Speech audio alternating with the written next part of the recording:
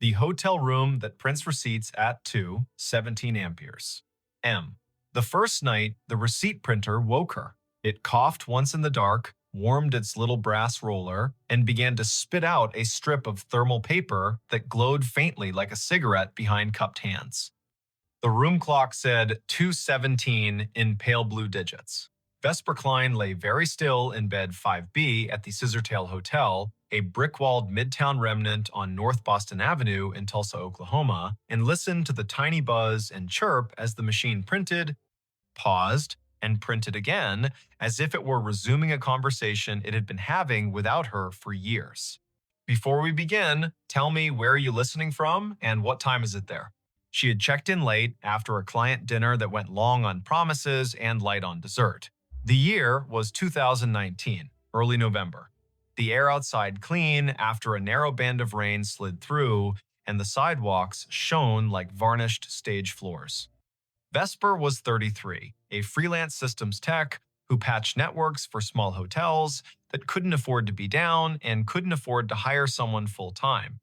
She traveled with a canvas tool roll, a spare router, a zippered pouch of adapters that looked like a magician's deck, and a mug with a hairline crack she liked to think of as its signature. The Scissortail was her kind of place.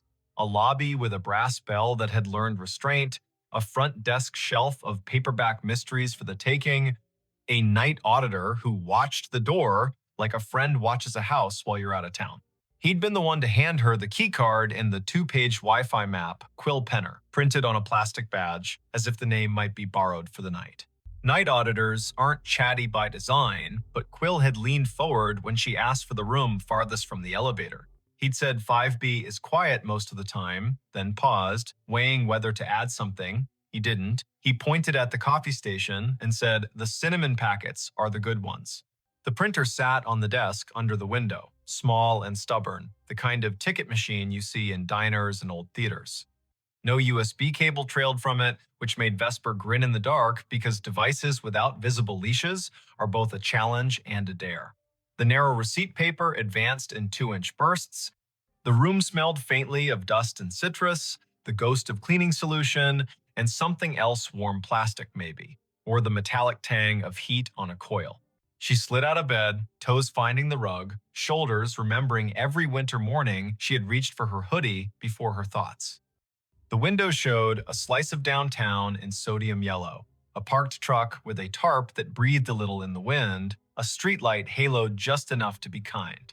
She stood over the printer and watched it work. The top of the fresh strip read guest ledger at the margin, then a line of text that made her blink. Check-in, Harlan Row, rate $14.50, room 5B arrival, the 12th of October, 1958, comments, 2 pillows only. The paper was unbrowned, the font bold. She knew thermal stock fades to beige with sunlight, goes blotchy with time, and curls if you leave it near a vent. This looked new, but the data was from a year you had to say out loud to make it believable. The printer hummed again and produced another line. Check-in, Odetta Meyer. Rate, $12. Room, 5B. Arrival, the 4th of May, 1957. Comments, traveling with songbooks. She tore the strip and laid it flat on the desk, then pressed a finger to the cool plastic of the printer, as if touch might confess what the eye couldn't. The machine did not shake. It simply waited, polite as a clerk, with more to say. At 2:23, it stopped. A little green light near its only button winked twice like a made-up code. Vesper set the paper on a coaster, lay back down, and stared at the ceiling where the streetlight's slatted glow made a grid like a rehearsal. In 2 minutes, the heater clicked, the mini-fridge answered with its own throat clearing, and her body did the sensible thing it does when a problem cannot be solved and the hour is improper, it slept. Daylight always rationalizes the night. Vesper showered, dressed, and went downstairs with questions arranged in her mouth as if they were items on a parts list. Quill stood behind the desk with a pen balanced across his knuckles like a small seesaw. Room 5B printed receipts at 2:17, she said, like a person reporting a minor plumbing miracle. She slid the strip across, he read it, eyes moving left to right once, then again slower. He did not touch the paper, as if touching would make him complicit in whatever time wanted. He leaned in. You know how old buildings have old anchor points. You hang a new painting, but the wall still remembers the nail. He lowered his voice. That room was a manager's office back when this place was the Francis Motor Lodge. They kept the ledger in there, typed out receipts on a half-width machine bolted to the desk. At close, they printed a roll of check-ins for the night, tore it, and rubber banded the strip to the hardback ledger. Quill tapped the counter. Once, twice. I've heard the story since I was a kid, but the machine in that room was long gone when the Scissortail bought the building. That, he nodded toward the strip, is a thermal ticket printer from the last decade. We put it in to spit bar tabs during wedding weekends. He smiled without humor. The bar's downstairs. He told her what he knew, which was more than most people get for free before 10 in the morning. 2 nights a month, irregular but stubborn, the printer in 5B came alive at 2:17 and printed names from when the room was an office, and the office took cash, and the cash came with a handshake, and sometimes a song. Housekeeping had tried unplugging it, but the little machine held on to its paper and its green light like a dog holds a ball. Engineering had replaced it with a new unit. The new unit learned the trick too, as if the wire in the wall had a voice. Once, a manager put the printer in another room. It printed in the other room. At 2:17, Vesper asked the question an auditor would ask, "Why 2:17?" Quill lifted a shoulder. Night audit on the old system rolled at 2. The manager, a woman named Adelaine Merritt, he wrote in her diary, he gestured toward the wall where black and white photos of the old Francis hung in frames. The audit took 17 minutes most nights because the room charge calculation was slow. He winked, a habit to soften hard edges. That's what the Haunted History Tour says anyway. My grandmother worked housekeeping here in the 60s. She said Adelaine was the kind of woman who could silence a room by looking at a clock. Quill slid the strip back to Vesper. I don't put much stock in anything that prints on its own. But I don't stay in 5B either. She laughed, but softly. I'm the right kind of superstitious, she said. The kind that believes in loose cables and also in writing down names. She folded the strip, tucked it in her notebook, and promised the front desk a stronger signal on the north wing by supper. Work made the morning sensible. Vesper crawled into the equipment closet on 5, balanced her laptop on an inverted bucket, and watched packets move in tidy lines across her screen. The Scissortails network roamed like a polite guest slow if you needed it to be fast. Fast if you weren't asking.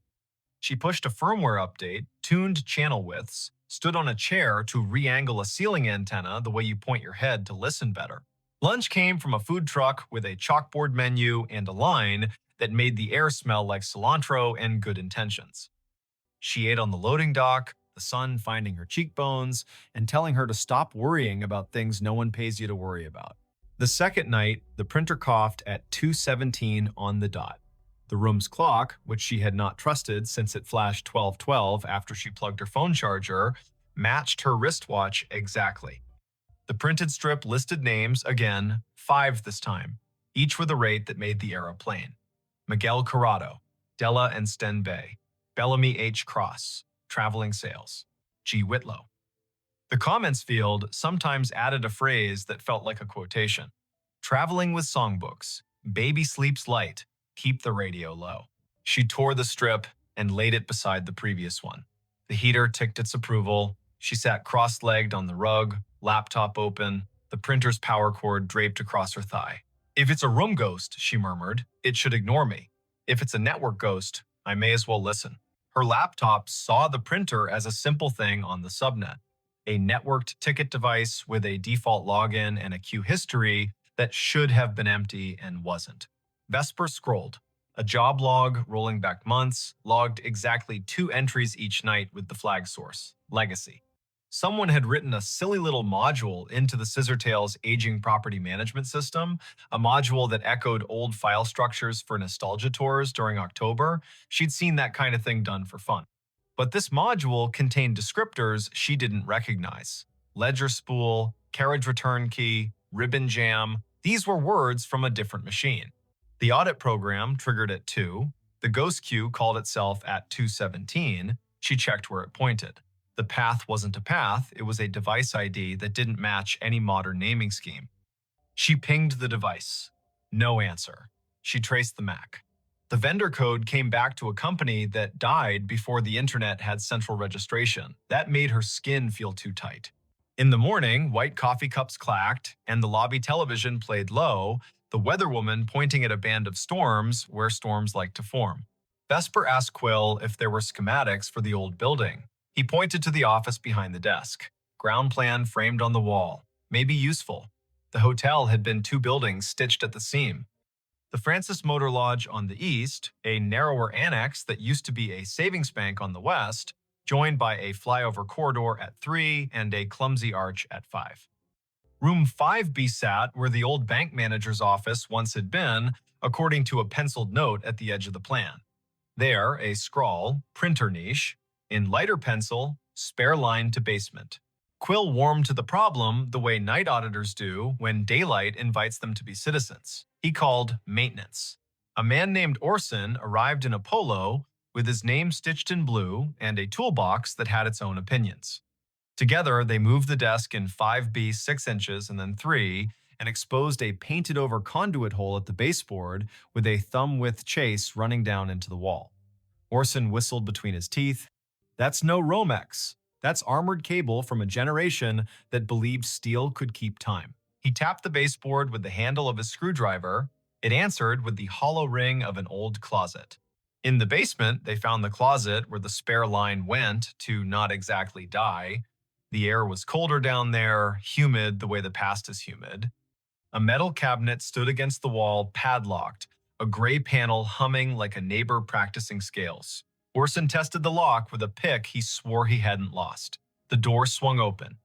Inside, another little printer sat, twin to the one upstairs, its power indicator dark, its paper roll neat as a submitted term paper.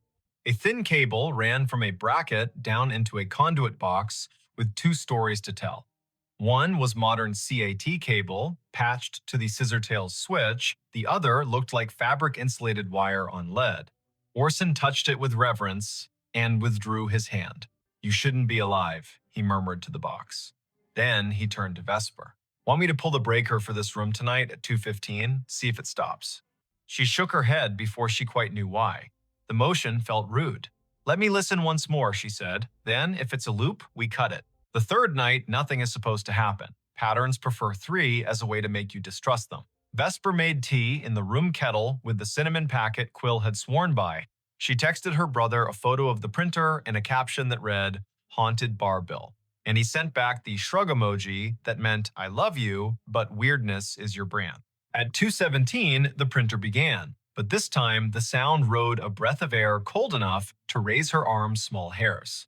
She stood close enough for the paper to curl against her knuckles and read each line as it arrived. Check-in. Adelaine Merritt. Rate. Comp. Room. 5B. Arrival. The 12th of October, 1958. Comments. Night audit. She reached for the strip and her fingers trembled, mildly, like a person handed the microphone at a small funeral.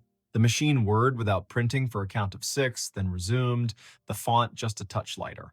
Check-in. Quince Palmer. Rate $9.50. Room 309. Arrival the 12th of October, 1958. Comments, meeting at dawn. The room held its usual choir, fridge, heater, hallway, ice machine, 2 turns down, but behind it all she heard a soft clicking. Not printer, not clock. Keys. The slow press and release of typewriter keys. Somewhere not in the room and not far enough away.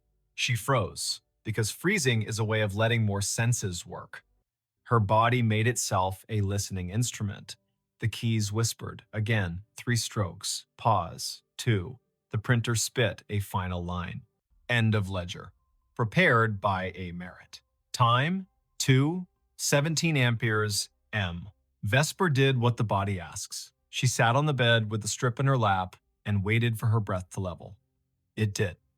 The heater ticked, the fridge purred, the typewriter stopped pretending, the sound folded itself up and slid under the door. She slept because being a person who works with systems means you've learned to stack your fear on a shelf when there's nothing urgent to do with it. Morning turned the printer into a device again. She took the strip down to the desk. Quill stared at the word comp and the name he had heard his grandmother say on summer porches when the heat wanted out of the day. He asked to borrow the strip to show his manager, a woman with the fast walk gait of someone who plans 2 days all the time. The manager's name was Letha Croft, and she looked at the strip like a problem that could be solved with a memo. She was polite and firm. "We have tours on Fridays for the people who want goosebumps," she said. "We prefer to keep the goosebumps from rewriting our Google reviews." Vesper smiled, a tight little smile that said, "I won't post, I don't do that work, I just want to know what the wire knows." Letha sighed. The Scissortail was a college internship that never ended for her. The building was her thesis. She pointed at the framed photo behind the desk. Adelaine Merritt, hair pinned like a decision, stood at a wooden desk the size of a Buick, hand on a ledger book, face turned to a camera that had learned to respect her. The caption read, "Francis Motor Lodge, C 1959, Night Manager." Letha lowered her voice. Family lore says Adelaine died at her desk in 2003 after the building had been empty 6 years because she refused to move a box when the bank wanted it. The family had the key to the back door from the old days. She snuck in sometimes to straighten things that did not require her. A neighbor saw her light. By the time anyone checked, the coffee had gone cold and she'd written the date on a yellow legal pad with a line under it, like an anchor. I don't know if the story is true. I do know names have a way of using rooms until you say them out loud and then they rest. That afternoon, Vesper sat on the floor of 5B with her laptop and a coil of patience. She sniffed the packets between server and printer and saw the little ghost job present a string of bytes at 2 minutes past 2, announce itself as ready at 2:16, and request the queue at 2:17 with a line that included a date spelled in words, not numbers. October 12. She set a capture to record it tonight. She did not know what she would do with the proof, but the act of capturing felt like putting a box around a wild thing without requesting its death. The fourth night, she did not sleep. At 2:16, the room gathered itself. At 2:17, the printer began. The first name landed like a quiet gavel, Harlan Rowe. Again, as if the ledger wanted to list the set that belonged with the date, as if the building had a playlist for that night and needed it to end correctly. The second name, Odetta Meyer. The third, Quince Palmer. The machine word, then it printed a line that wasn't a line she understood. Checkout, A. Merritt. Time, 2, 17 amperes. M. Balance, $0. Drawer, locked. The room changed temperature by a needle's width. The way a body registers changes a thermostat does not. The typewriter sound returned, louder, as if the keys had moved closer, as if someone had rolled the desk chair to the doorway. Vesper stood. The bathroom light made a rectangle on the carpet. She turned it off and let the room be only the room. In the dark, a kind of courtesy arrived. She spoke to the space like a person speaks to a skittish animal. "I hear you," she said softly. "I see what you print. If you're finishing something, finish. If you need a witness, I'm here." The keys worked once, gently. The printer fed a final inch and stopped. The heater clicked off, as if called on. The fridge made a small, delighted sound, the way fridges do when they extract a victory from physics. Vesper lay down slowly, like a person trying not to wake a toddler, and watched the window make a square on the wall. She did not sleep much. She did not feel punished by that. On Friday, Quill called his grandmother. She came in with a smile that wore 80 years as if they were a favorite cardigan. Her name was Thalia Penner. She had hands that did hair buns right the first time and eyes that counted change without looking.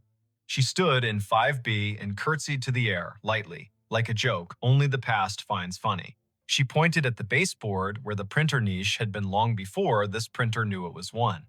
And she told a story the way people in the middle of the country tell them, in straight lines, with pauses for the parts that don't quite behave.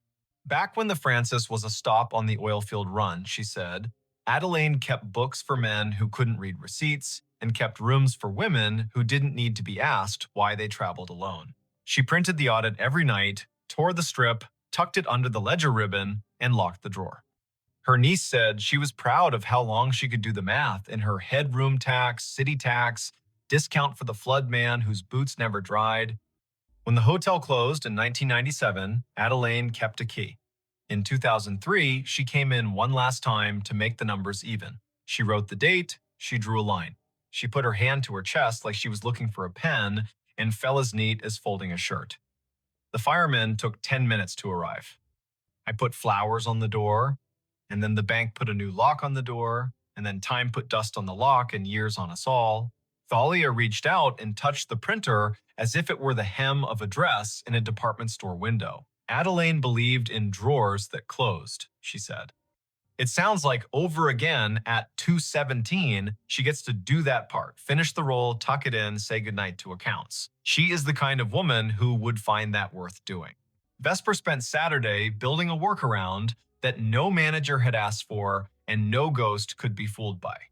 She pre-programmed a rule in the printer's network profile. At 2:16, the device would capture its own print job to a text buffer and email it to a special address she made for the Scissortail historian. Proof for people, paper for the room. At 2:15, she and Orson stood in the basement closet like two burglars having second thoughts. Orson touched the breaker switch. He looked at her. She did not nod. He did not flip it. Upstairs in 5B, the printer coughed, purred, and worked. Down here, the old gray panel vibrated, soft as sleep. At 2:20, Vesper's email pinged her phone with a single message. Subject, ledger. Body, 3 lines. Names, rates, the comp, the sign-off. Prepared by A. Merritt. Time, 2:17 amperes. M. She did not sleep that night. She didn't mind. She lay on the bed, hands behind her head, and watched the room recede from what rooms are in daylight containers, shelves, angles, and become what rooms are when you let them be churches. Limits, repetition, silence between notes. She thought about drawers, about the way her work was mostly closing things in the right order so strangers could open them and recognize what they saw, about how a hotel is a machine for forgiving you for not being home. On Sunday, she checked out. She left a thank you envelope at the desk with Quill's name written in neat engineer's block. In it, a printout of the email rule and a small drawing she'd made of the baseboard hole with an arrow labeled here, "The wire remembers." Quill held the envelope like it might be heavier than it was. Letha met her at the door. "I can't exactly put this in a maintenance request," she said, meaning the week Vesper had just spent listening to a machine be more honest than any of them owed their jobs. "But I can tell you what we can do. We can frame a copy of your email in the staff room and call it the drawer letter. We can show it to anyone who works past midnight and forgets that ending is a kindness. We cannot run a Halloween promo in 5B because some stories don't belong to customers. We cannot unplug the thing that works for someone who isn't here anymore." Vesper smiled. That's more than most places do for the living. She drove out of Tulsa with the radio off, south, then east, then north again, the planes rolling around her like a low lullaby. She stopped at a gas station where the coffee was too strong and therefore perfect. She called her brother to tell him a story with no real twist and therefore true. She didn't say the name of the printer because sometimes a tool deserves privacy. She didn't say the name of the woman who closed drawers because she had said it enough. She didn't say 2:17 because she had learned to say it in her head as a kind of vow to be kind to the people who work at that hour. Months later, back in Tulsa for a different job in a different building, she walked past the Scissortail one evening just before Christmas when the lobby held a neighbor party. A small tree wore strands of tickets in place of garland bar tabs printed for fun, red inked with dates and little notes in flare pen script. Quill waved from the desk, a Santa hat angled to keep his dignity. Letha stood by the fireplace talking to a city inspector whose expression said he had learned to sleep at last. On the stair, a woman in her 50s, adjusting an ugly sweater, looked at Vesper in that way strangers sometimes look at one another, as if they had agreed to be in the same hallway before they were born. Vesper stopped in for a minute. She drank cider from a paper cup. She left before anyone could ask for a funny story with a good ending. She slept at a chain hotel by the interstate where the printer in the lobby spat bills for bottled water and where midnight meant nothing in particular. At 2:17, she woke and smiled at the ceiling, not because any machine had called to her, but because she had trained her body to stand witness for a time that belongs to other people. She poured water into a glass and listened to the small sound it made when it met the bottom, hollow turning to full. She said the name she had been given as if returning a borrowed book. She slept again. If you ever find yourself in a hotel room and a device on the desk prints at a time that sounds like a secret, do what Vesper did. Don't yank the cord. Don't film it for the internet like proof is a currency and this is your chance to spend. Sit up, put your feet on the rug, read the names if names arrive. If you can, make a rule that gives the living something to hold a copy, a note, an email to a person whose job is to remember. Then, let the room have its paper. Let the drawer close. Say thank you to the time that isn't yours. The night staff everywhere will feel it like a hand they don't have to see. And if you must know, it goes like this. The little green light winks, the paper unfurls. The names Harlan, Odetta, Quince, Adelaine roll by, small and austere and whole. The room changes by a breath, the heater stands down, the fridge on duty hums, the typewriter in the wall or the idea of a typewriter slides one last carriage to the right and returns. The drawer locks. The ledger for that one night balances again. You will not have been asked to fix anything. You will not have been asked to believe. You will have been asked to witness. A job that counts. When dawn smears light along the window, when the city yawns and rolls, when the night auditor hands the keys back to daytime and goes home to sleep in a room with a plant that knows their voice, you will have been part of the smooth that makes this complicated world possible. Somewhere, a printer coughs once more, polite as always, and waits another 24 hours to do what it knows on the dot without apology. If, later, someone asks why a small hotel on North Boston Avenue keeps a finicky old ticket machine in a room that could rent for $2 more without it, you can say this. Not every device has to justify itself in money. Sometimes a machine is a ritual. Sometimes a ritual is a receipt that proves someone was here and did their work and went to sleep. And sometimes, at 2:17 in the morning, a woman who once locked a drawer she loved gets to do it again, which is as reasonable a reason as any you'll hear for anything that persists in this country, shaped by roads, rooms, ledgers, and the soft insistence of people who finish what they start. Neighbors heard a piano at 3 amperes. The house was empty. Neighbors heard it first at 3 in the morning. A piano coming through the thin Savannah fog, like a voice behind gauze. Bright, deliberate, not a practice scale, but a song shaped by hands that knew what they were asking the instrument to feel. Windows glowed weakly along Jones Street. Porch fans turned lazily, pushing warm air that smelled like iron and rain. The music came from number 119, the Carpenter House, which stood empty, locked, listed, and waiting. Before we begin, tell me, where are you listening from, and what time is it there? The year was 2019, late August, heat pressing the city flat. The Carpenter House had been vacant since early summer, after an estate sale peeled it of rugs and lamps and the porcelain spaniel that used to guard the hearth. The last owner, a retired piano teacher named Odile Carpenter, had passed in late spring. Her nieces lived up in North Carolina, good people by all accounts, but too far away to keep fresh flowers on the mantle. Realtors came and went with their careful smiles.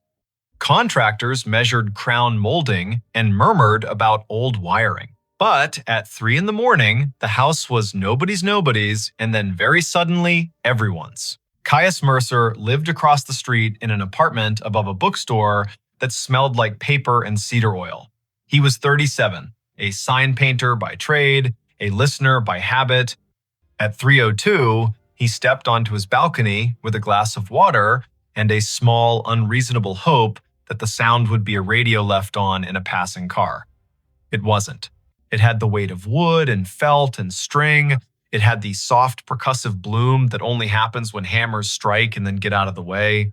He thought of the names of pieces like someone reciting Saints, Nocturne, Arabesque, Consolation, and then recognized the one it was. Claire de Lune played a hair slower than most, with crescendos that rose like someone standing up carefully from an old chair. He could hear the rubato in the right hand, the left hand anchoring, a conversation between patience and longing. The melody reached for the air over Forsyth Park and came back with a question. Caius put on shoes. On the sidewalk, humidity wrapped him in a damp shawl. Moths battered the street lamp. Down the block, a delivery truck sighed at a stop sign. The music continued. Not perfect, not sloppy. Human. Nora Bly stepped from the shadows of her courtyard with a leash looped around her wrist, her old hound Amos peering from behind her knees. Nora was 68, the kind of neighbor who knows who is supposed to be where and when. She tilted her head. Your radio. Her voice made it a question. Or is that in the house? It's in the house, Caius said, and the words made the night hold itself differently. They were not the only ones. Mr. Patel from the corner bodega came up the steps wiping flour from his hands because insomnia likes small projects, and he had been making dough for morning pastries.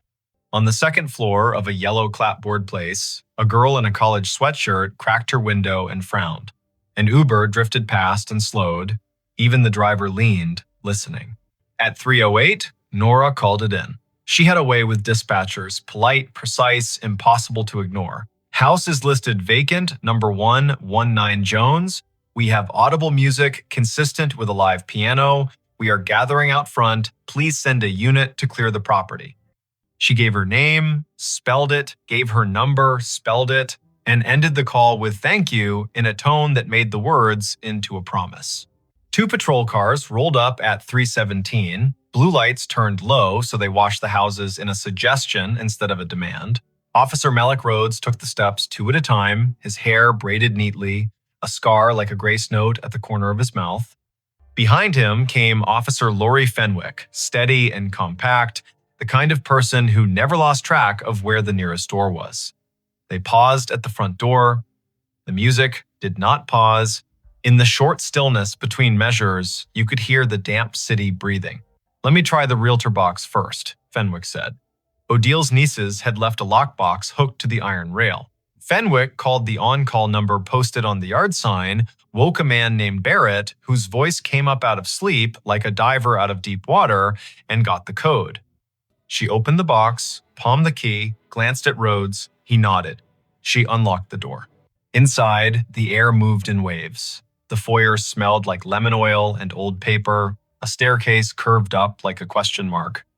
To the left, the front parlor opened wide, and there, by the tall window, sat the piano that had not found a buyer. A Nabe Grand, walnut, its lid propped, its harp gleaming like a good secret. The bench was pulled out, the fallboard was up. No one sat there.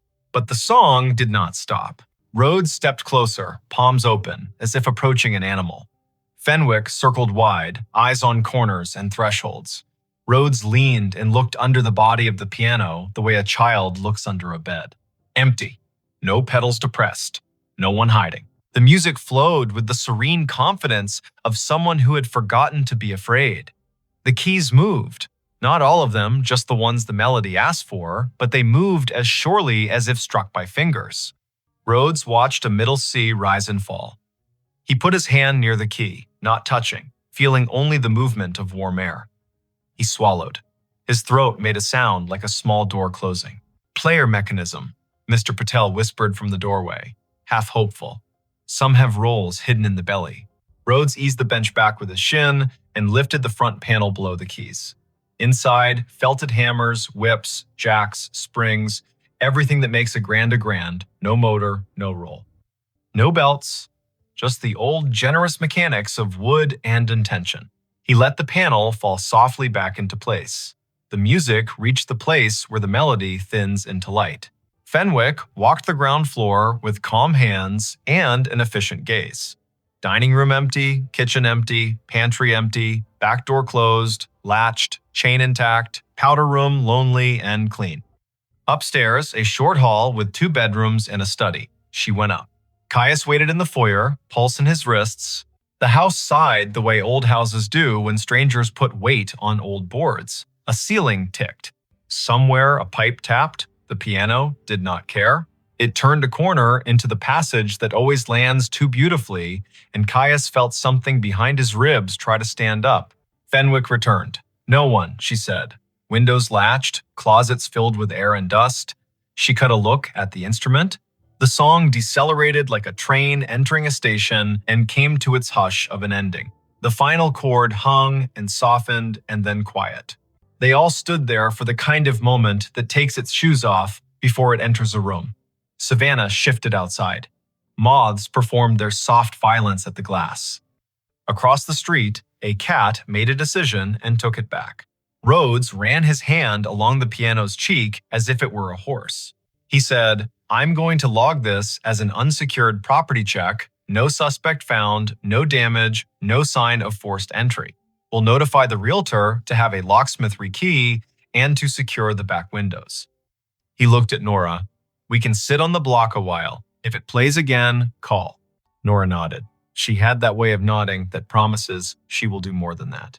At 4, the block slept with one eye open. At 5, milk trucks wrote their notes on the morning. By 7, Rhodes had told the story to a sergeant who smiled with one corner of his mouth and said, "The city has old bones. Let it have old songs."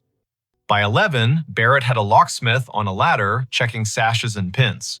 At noon, a pair of teenagers in black shirts, tagged with the name of a moving company, carried a rolled rug out to a van and joked too loudly about ghosts the way kids do when they hope fear will think they're busy and pass them by. That night, at 3:01, the music began again. Not Debussy. The opening was older, the cadence stiffer, a Bach sarabande measured like footsteps on a tile floor.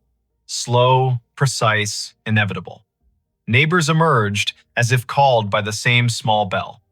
Caius took the steps 2 at a time. Nora did not bother with shoes. Officer Rhodes arrived inside 3 minutes, not even pretending he had not parked around the corner to make it easier to be the kind of cop he wanted to be. They found the same room, the same instrument, the same absence of anyone at all. The keys rose and fell, a metronome's mind and a prayer's heart. Rhodes stood at the tail, hand on the rim, feeling the sympathetic thrum in his palm. He mouthed to Fenwick, "You feel that?" and she nodded, jaw tight. When the sarabande ended, there was a brief, polite silence, as if the empty room expected applause. The house had a history, of course. In Savannah, houses accumulate story the way live oaks gather Spanish moss, one breath, and you are clothed in what came before you. Odile Carpenter had bought the Nabe in 1974 with her first real paycheck from the conservatory where she taught. She had trained generations of children to curve their fingers like gentle pals, to count out loud, to breathe through nerves. She had hosted small recitals in the front parlor, little boys in stiff collars, little girls with bows that smiled even when they didn't.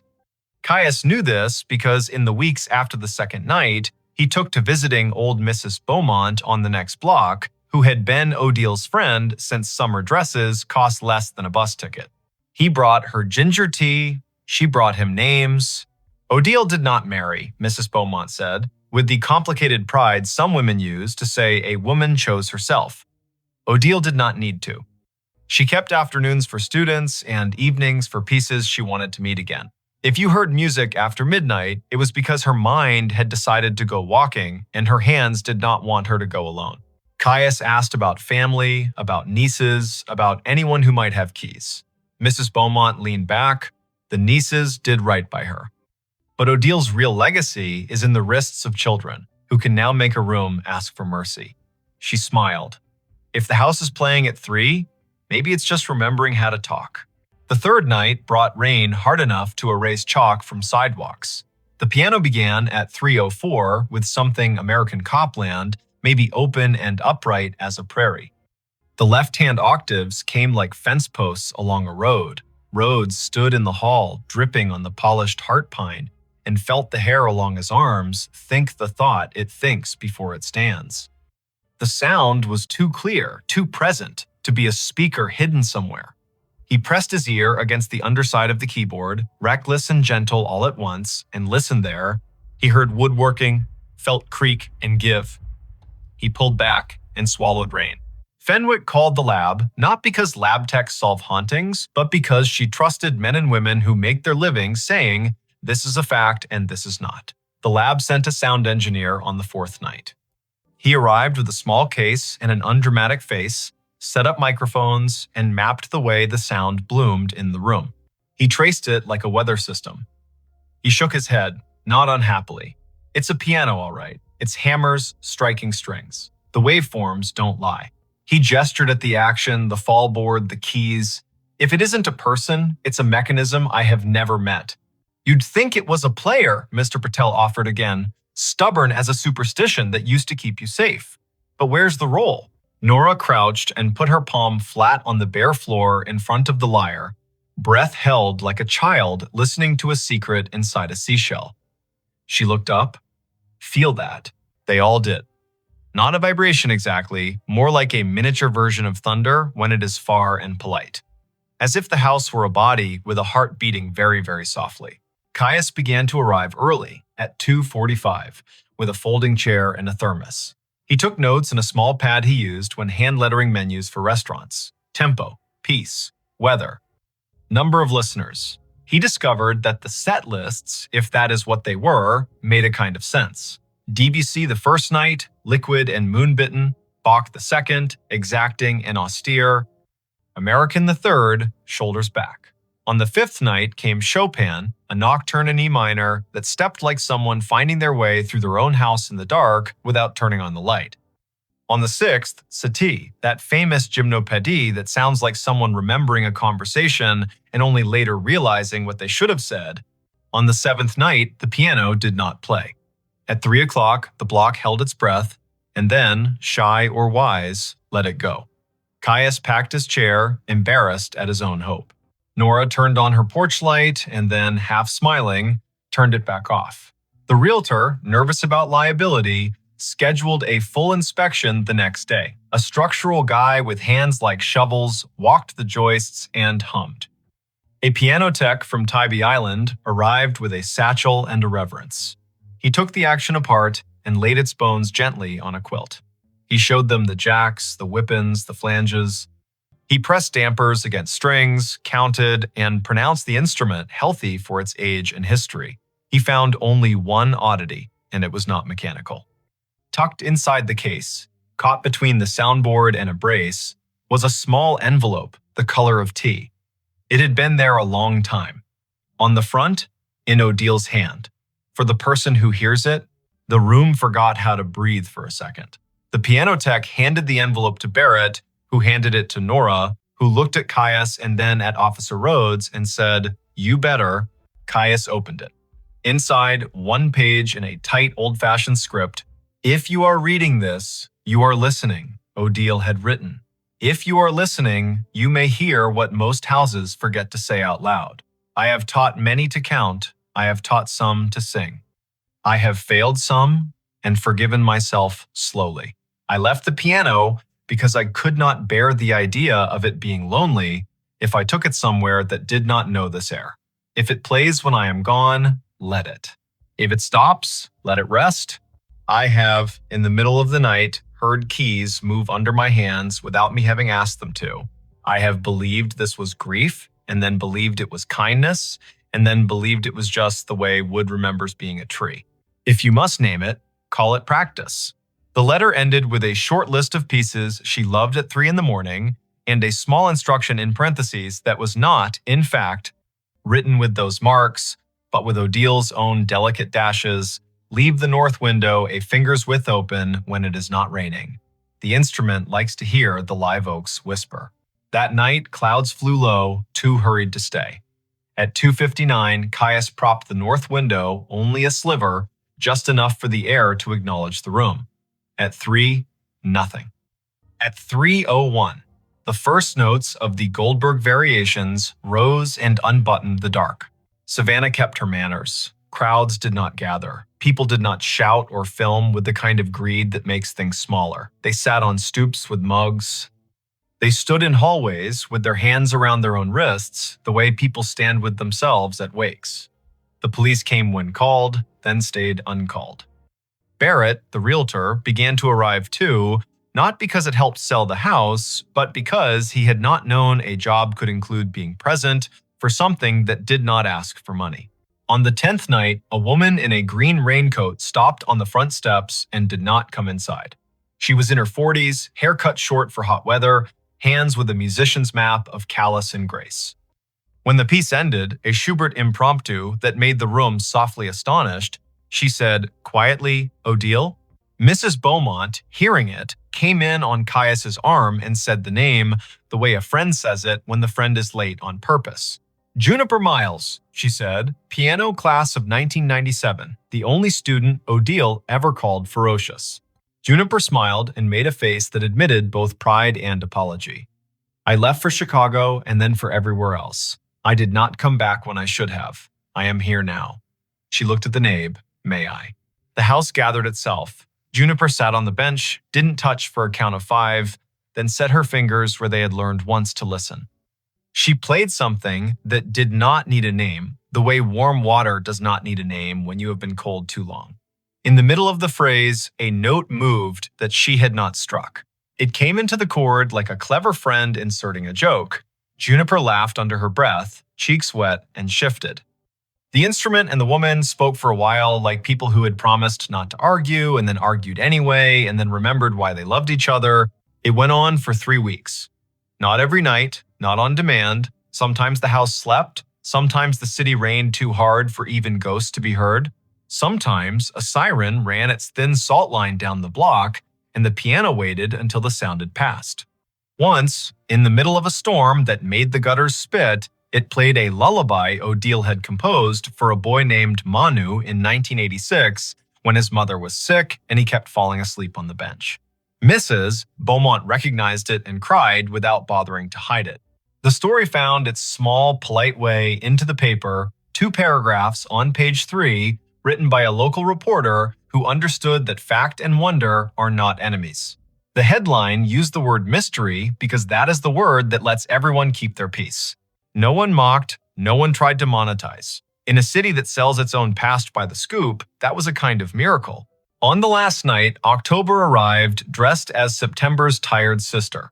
The air cooled, the live oaks shook their sleeves. Caius woke at 2:40, not startled, just called. He walked across the street, unlocked the door with the realtor's blessing, and sat in the dark. He did not bring a thermos. He did not bring his pad. At 3, the piano did not start. At 3:03, either a 3:05. At 3:07, a tiny sound, not a key, not a pedal, cloth on wood. Juniper stepped into the parlor and took her place. She played the Lighthouse song from someone else's life, then Odile's favorite warm-up, then something Caius could not place that sounded like forgiveness given gently and not all at once. In the second page, a breeze from the north window touched the back of his neck, a key depressed that her fingers had not chosen. Juniper did not correct it. She smiled and let the note belong. When it ended, the city had the particular quiet of a decision. Juniper stood, laid her hand on the fallboard, and moved it down slowly until the keys were covered. She did not latch it. She turned to Caius and Nora and Rhodes and Mrs. Beaumont and Barrett and Mr. Patel and the handful of others who had become the kind of congregation that forms without a bulletin. She said, "There." And it sounded like a benediction. The piano did not play at 3 after that. Not the next night, not the next week, not in November when the air remembered how to be crisp, not in December when wreaths hung and college students went home and someone left a red scarf on the iron gate and no one took it because it looked like it belonged to the fence. The house stayed empty and not empty, listed and not for long, a property and a promise. In late January, a family bought it, a dental hygienist named Leora with a laugh that took the corners off bad news. Her husband, Arlo, who repaired old radios and believed sound should be coaxed and not forced. Their daughter, Elowen 6, who walked into the front parlor, saw the nabe, put both hands flat on its cheek, and said, "Hello," as if greeting a very old dog. Juniper came on a Saturday with a claw-footed lamp Odile had loved and set it by the window without being asked. Sometimes, walking home from the shop, Caius would slow by the gate.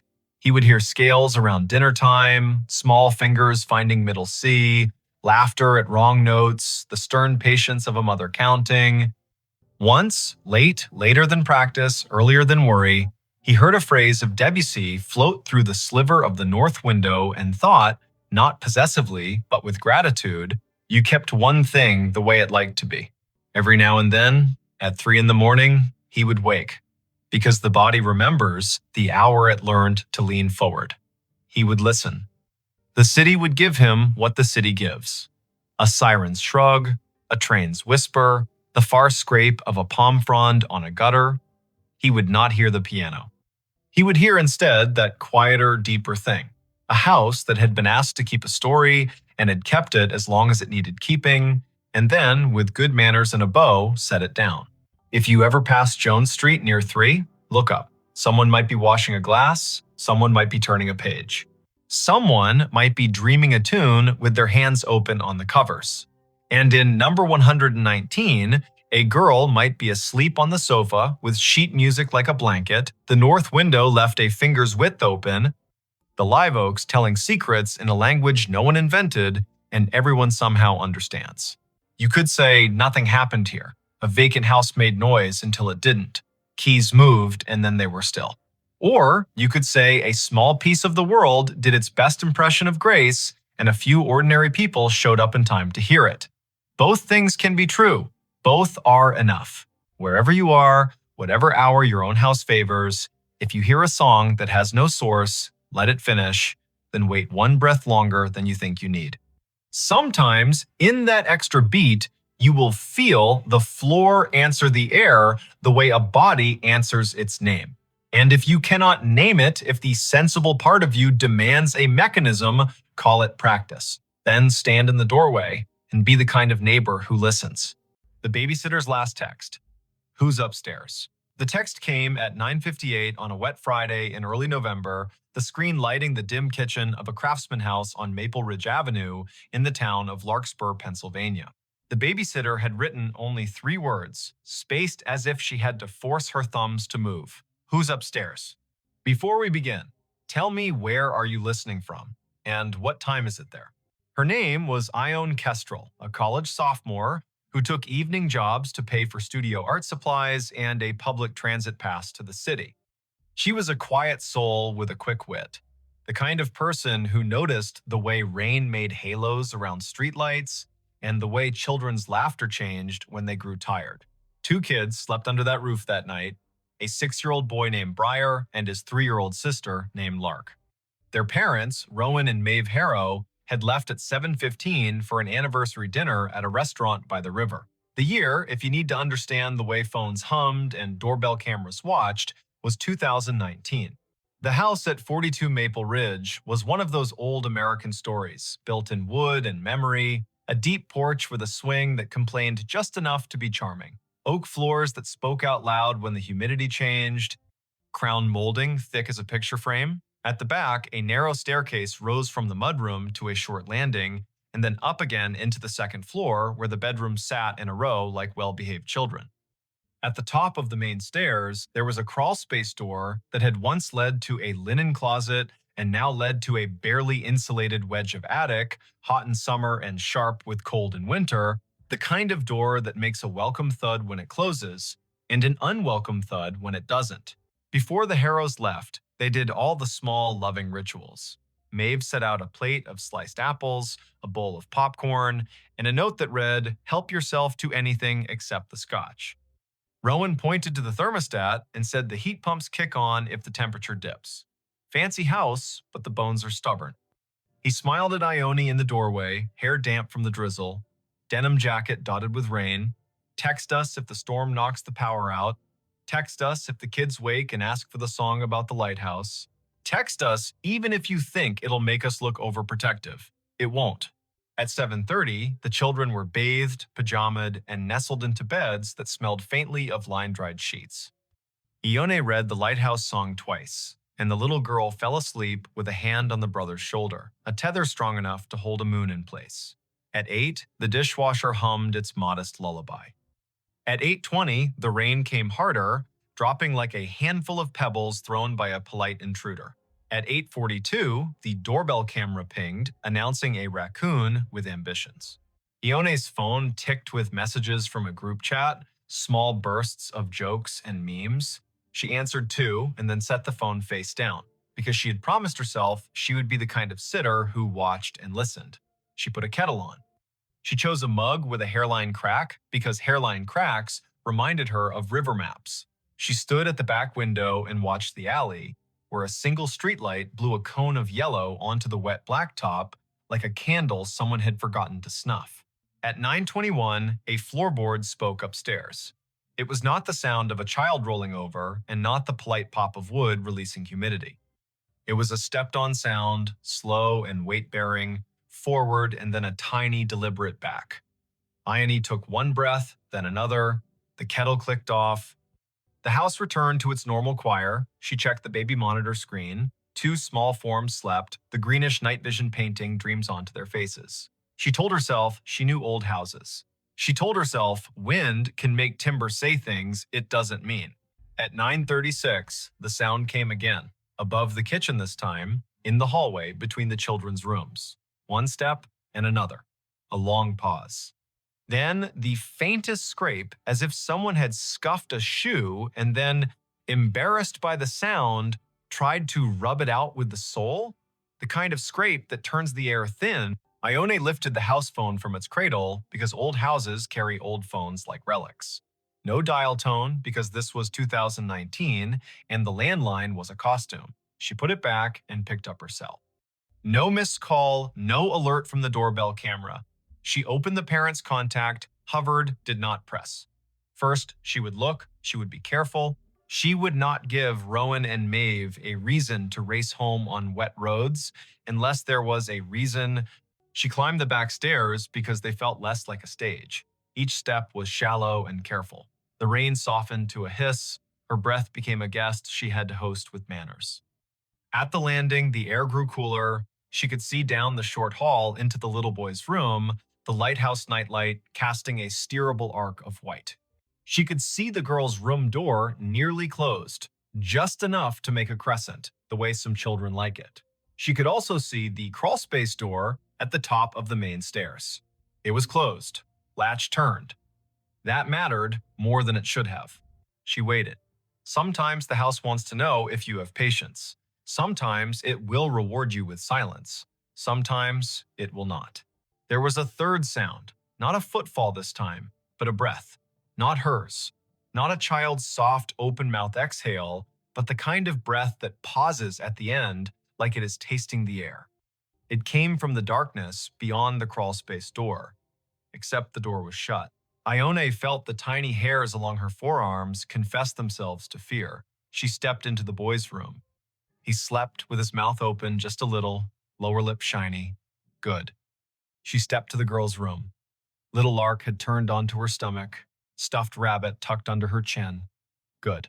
When Ione moved back into the hall, her eyes caught something at the far end where the light thinned. A strand of damp hair lay across the floorboards, faint as a pencil mark, a single narrow ribbon that did not belong to either child. It glistened.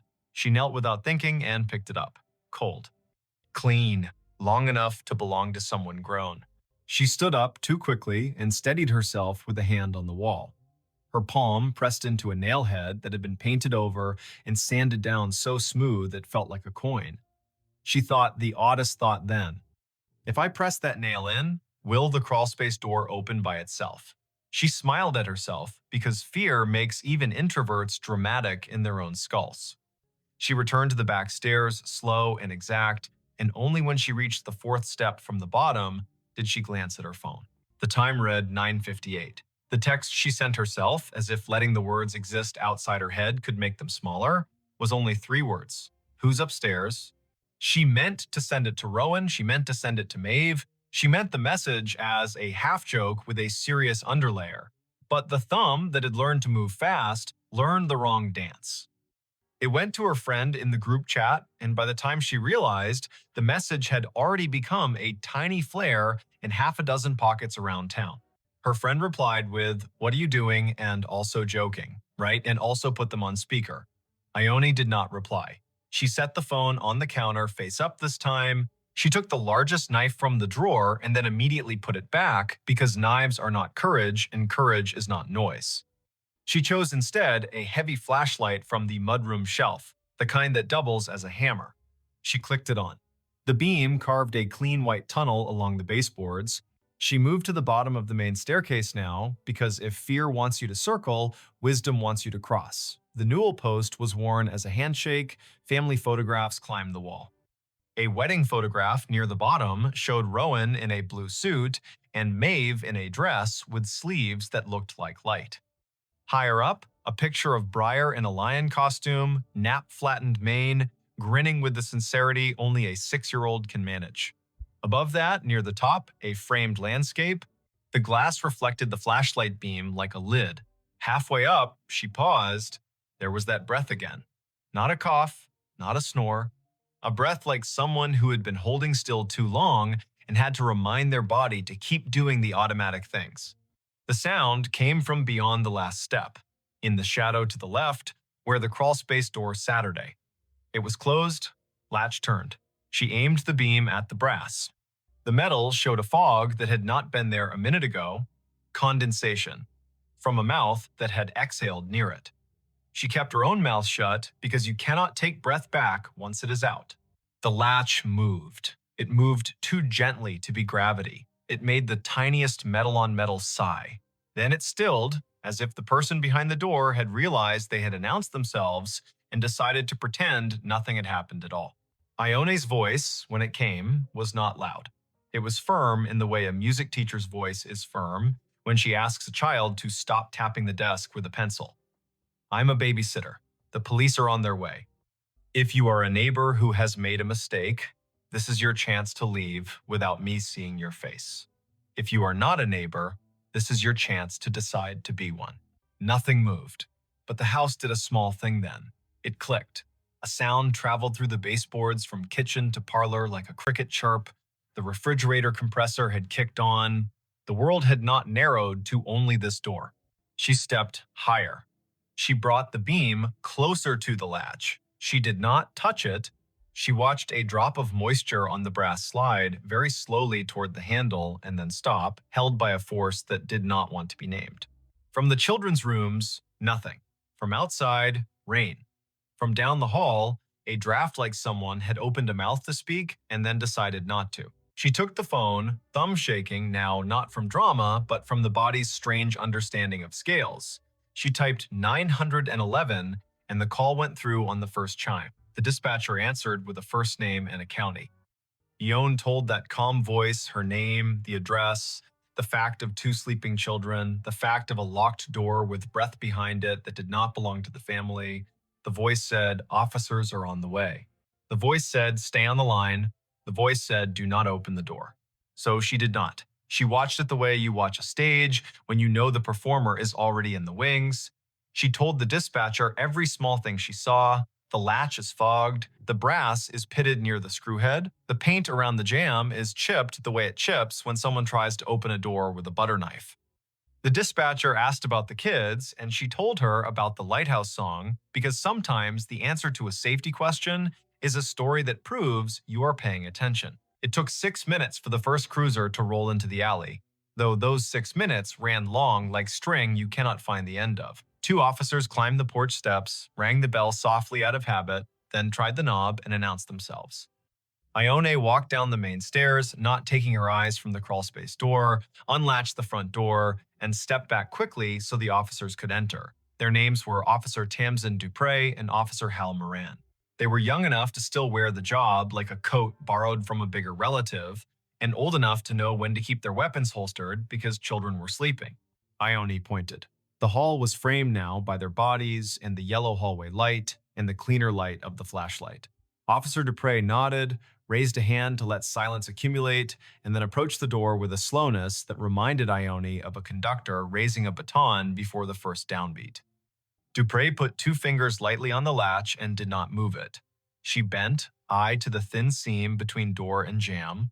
She inhaled. She did not exhale for a count of 3. Then she did, a controlled tide.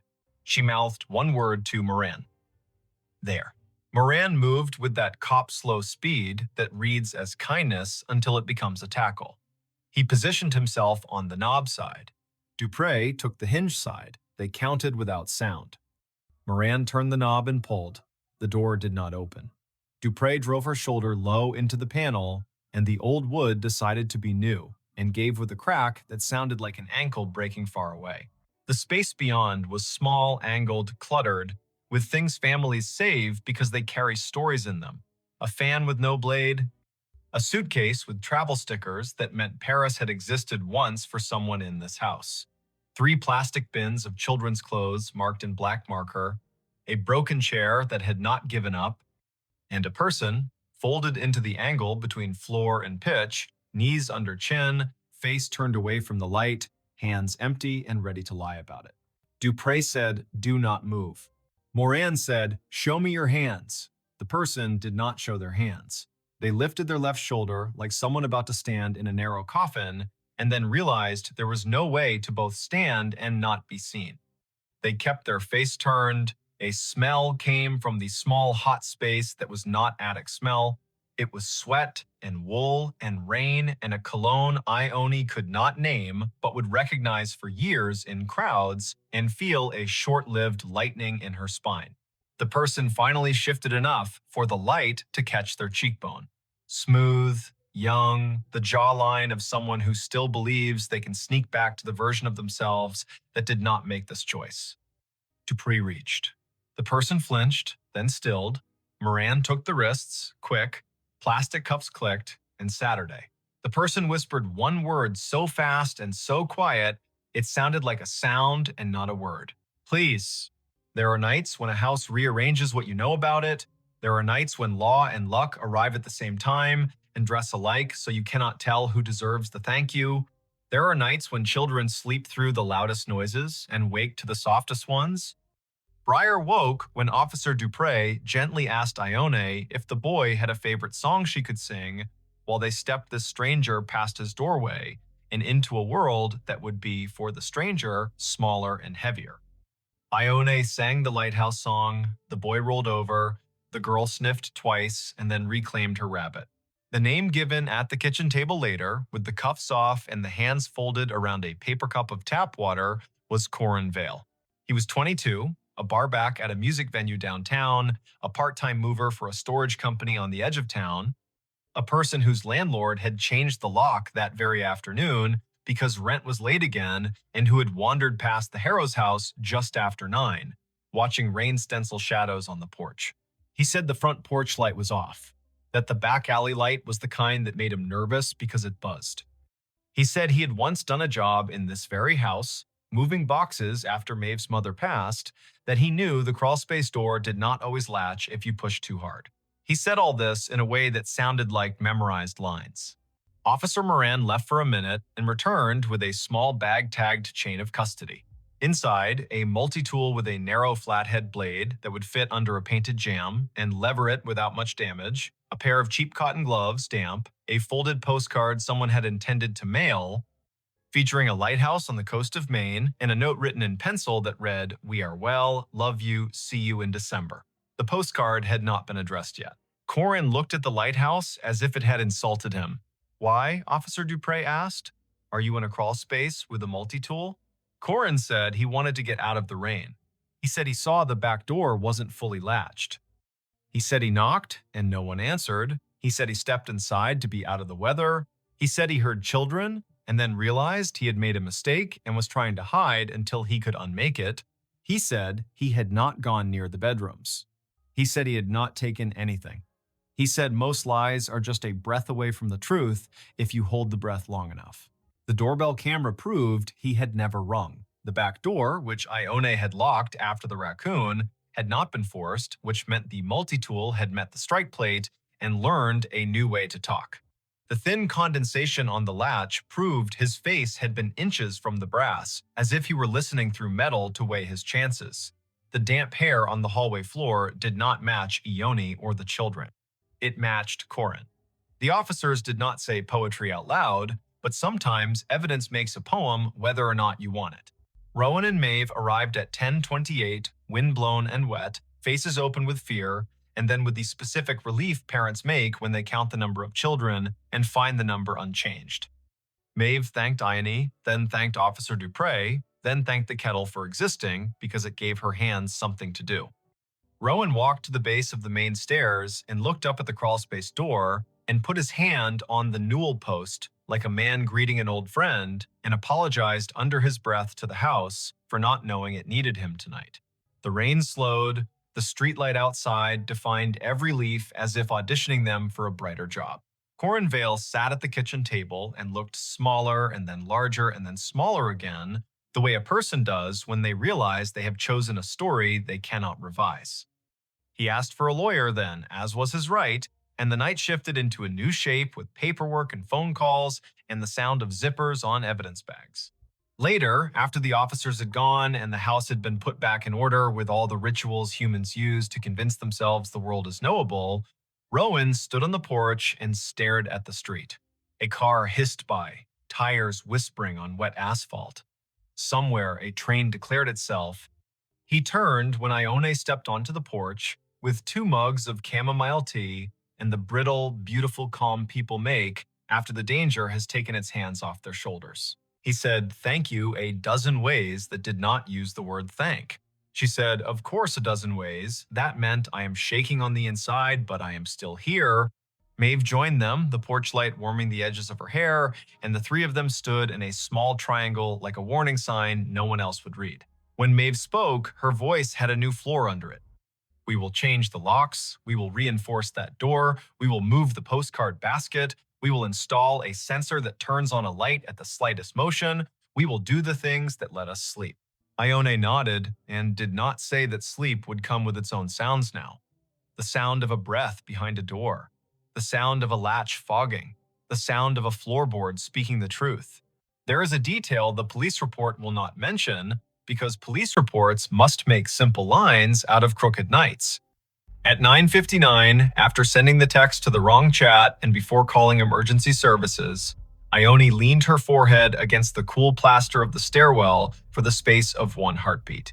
She whispered something that was not quite a prayer and not quite a promise. Okay, if someone is up there, I will not be the person who opens the door and invites them in. I will be the person who names the danger out loud. Sometimes that is the whole difference. Not bravery that charges, but the steadiness that refuses to be tricked into being polite to danger. The next morning, the November sky tried on a bland blue and liked it. The town of Larkspur went back to the work of a Saturday. Kids in hoodies kicked at leaf piles. The bakery line wrapped twice around the counter. A woman in a gray coat standing by the river thought the water sounded like someone ripping silk very slowly and wondered who she would tell that to. Ione slept past noon and woke to a peanut butter text from Maeve, which read in that shaky grammar of gratitude, "Come by for dinner anytime. And also, I found your denim jacket on the porch swing. And also, there will be pie tonight if you want pie." She smiled and answered with too many thank yous and 1 yes to pie. She showered longer than she needed to, stood still in the water in a way that made time into a warm curtain, then dressed in gently clean clothes that smelled like detergent and a future. When she stepped outside, the air had that crisp, crisp edge. That means the first hard frost has already visited and left behind a postcard of itself on every windshield. Maple Ridge Avenue looked like an old movie taught to speak color. She walked past houses that had their curtains open a little wider than usual, past neighbors who held eye contact just a second longer, the way people do when the story has almost become a myth and they want to remind themselves it is still shaped like a person. On the Harrow's porch, there were new screws in the latch. The crawlspace door upstairs had a length of wood screwed diagonally across it like a stern eyebrow. A small motion sensor had been installed in the hall. It blinked a polite green and then went to sleep. The kids were in socks, sliding across the floor, laughing the laugh that children make the morning after a storm when the yard is new again. Rowan handed Ione a slice of apple pie on a paper plate and said again what he had said the night before, but with the daylight, making his voice warmer. You kept your head, you called, you stayed steady. That is the whole job sometimes. We will tell people that part when we tell them the story. Not who he was, not what he said, not the smell. We will tell them you named the danger and didn't let it decide your speed. The town told the story in its own ways. The newspaper, which had been saved from extinction by a stubborn editor named Lita Quinn, wrote a piece with the careful headline, "Babysitter's Quick Thinking Leads to Arrest in Overnight Burglary Attempt." The group chat learned, gently from Ione herself, that sometimes jokes congeal into myths, and myths can be mean. At the music venue, a bartender wiped the length of the bar 3 times, then once more, then stopped. At the storage company, a supervisor stared at a stack of moving blankets and tried to add up what the numbers meant about people. There is not a moral here, sharp and so clean it can cut bread. There is not an ending where everyone claps and the house resumes being only a house. There remains a door with a new diagonal board and screws that will loosen over time and be tightened again. There remains a boy who will ask, on a night 2 weeks later when rain drums the gutter, "Can you sing the lighthouse song one more time?" And a girl who will say, not the part where the foghorn sounds, that part sounds like a giant in the crawl space. There remains a young man named Corin, whose first court date will arrive with a sky the exact color of the alley light, and who will have to decide whether to say the word sorry to the ceiling or to the faces in the room. At 9:58 on some future night, a phone will light in some other kitchen in some other town, and a person will type 3 words spaced out as if their thumbs had to be convinced. Who's upstairs? If you are that person, hear this story as a map of breath. Name the danger, make the call, keep your voice exactly as loud as it needs to be and no louder. Stand where you can see doors and hallways. Carry light. Remember that a latch that fogs is a sentence the house is trying to say. Let the sentence finish. If you are listening from a city, may the traffic outside be ordinary and honest. If you are listening from a farmhouse that knows every creek by its first name, may the wind be the only guest tonight. If you are listening in a small apartment where the neighbor's footsteps already live in your ceiling, may you learn the grammar of each tread so well that the first strange syllable tells you exactly what to do. The babysitter's last text was a question pointed upstairs, but the real end of the story is how she answered all the other questions pointed at her. Will you panic? Will you try to be polite when the moment calls for clear? Will you open a door because silence asked sweetly? She chose no, no, and no. She chose the shape of a steady voice on a thin line. She chose to be the reason the house could go back to being only wood and memory. Some nights, when she passes the Harrows by chance and the porch swing is still, she hears only the rain and the river, and that is enough. Some nights, she hears the old door upstairs settle as the heat kicks on and thinks, with a small smile, that even a house can be taught to breathe more quietly. And on the better nights, every window along Maple Ridge holds a square of light cut, perfect as a fresh slice of pie, and the street keeps its watch, and the children sleep so deep the world could rewrite its rules, and they would wake to the new rules fresh and ready to be memorized. If that happens where you are, tell me when. Tell me what the air smells like. Tell me the hour, spoken slowly so the world cannot run away with it. Tell me if the latch on your upstairs door is dry and dull or a little fogged from someone's breath. Tell me if you are holding a mug with a hairline crack that looks like a river map. Tell me if the house has taught you any of its words. And if your phone lights at 9:58 and the message reads as simple and terrible as a knock, remember the kitchen in Larkspur and the steady girl in the denim jacket, and say out loud to no one and to everyone, not tonight, not on my watch, not in this house.